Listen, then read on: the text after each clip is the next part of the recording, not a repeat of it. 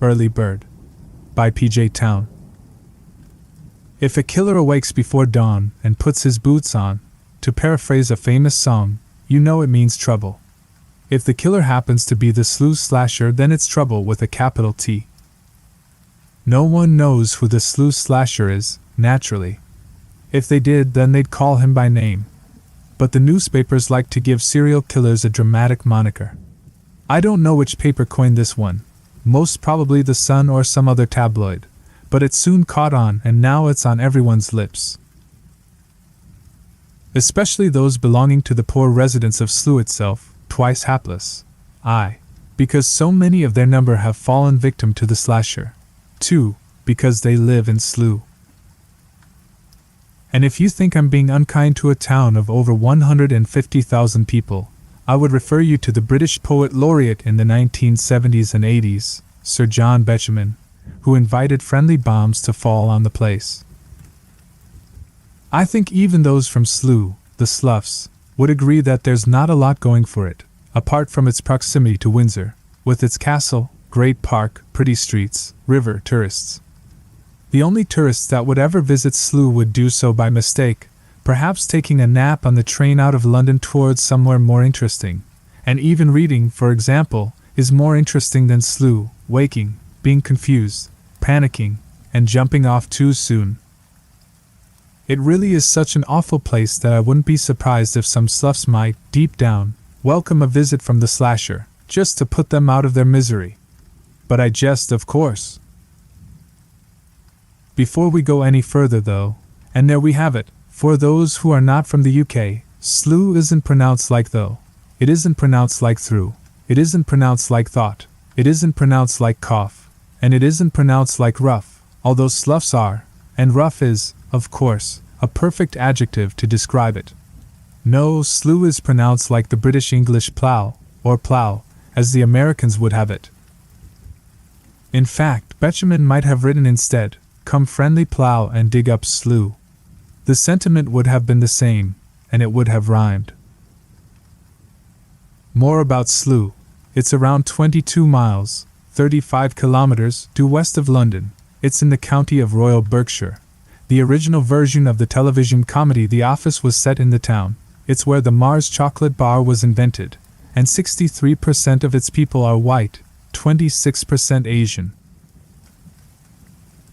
On that last point, and going back to the slasher, one important thing to note is that he isn't particular about race, ethnicity, gender, age, size, sexuality. All are fair game. Nor can a pattern be deduced from the scene of the murders. And for these reasons, the police are scratching their heads. The slasher's attacks appear to be completely random. All the police have figured out is that other aspects of his modus operandi are constant. He always strikes very early in the morning.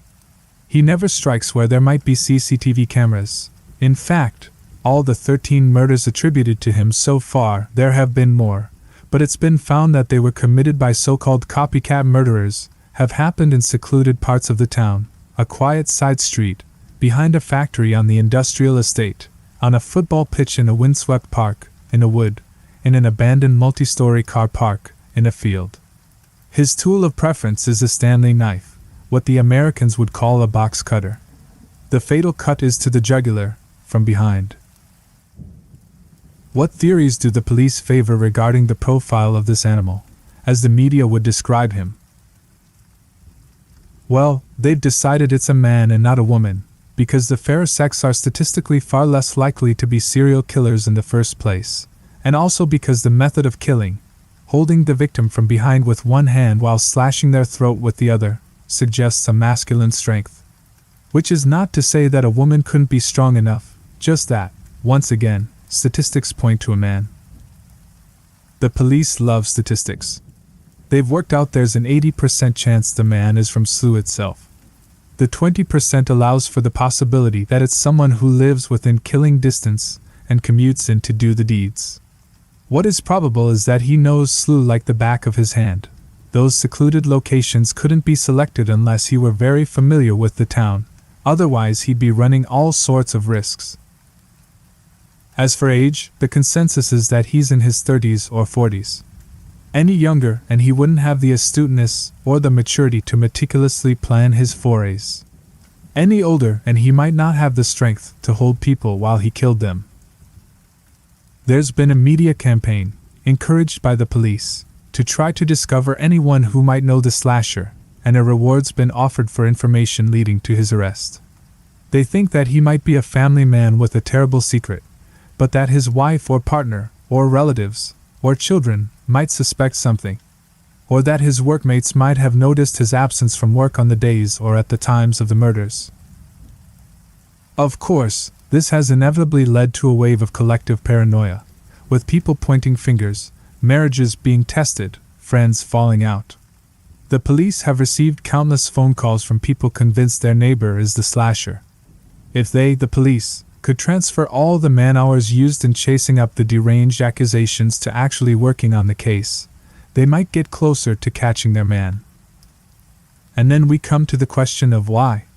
Why would anyone commit such gruesome crimes against innocent people? Once again, the tabloids have gone over the top with their theories, insanity being the most suggested. The police have kept their cards close to their chest in this regard. If they start calling the man insane, he's likely to feel insulted and simply up his tally to get his own back. So let me posit a theory of my own. Say the man is far from insane. Rather, he's an exceptionally intelligent and rational human being. Say he planned a small number of murders initially, one of them targeted, the rest intentionally random. Say the targeted murder was to rid himself of a love that wronged him, the others to obfuscate. Perhaps the problem is that he got a taste for it, a taste for the jeopardy, a taste for the planning, and the killings do need that, however haphazard they appear, a taste for seeing the life ebb from his victims, a taste for a job well done. And when I say problem, I mean for the people of Slough. This man has no problem with continuing his spree.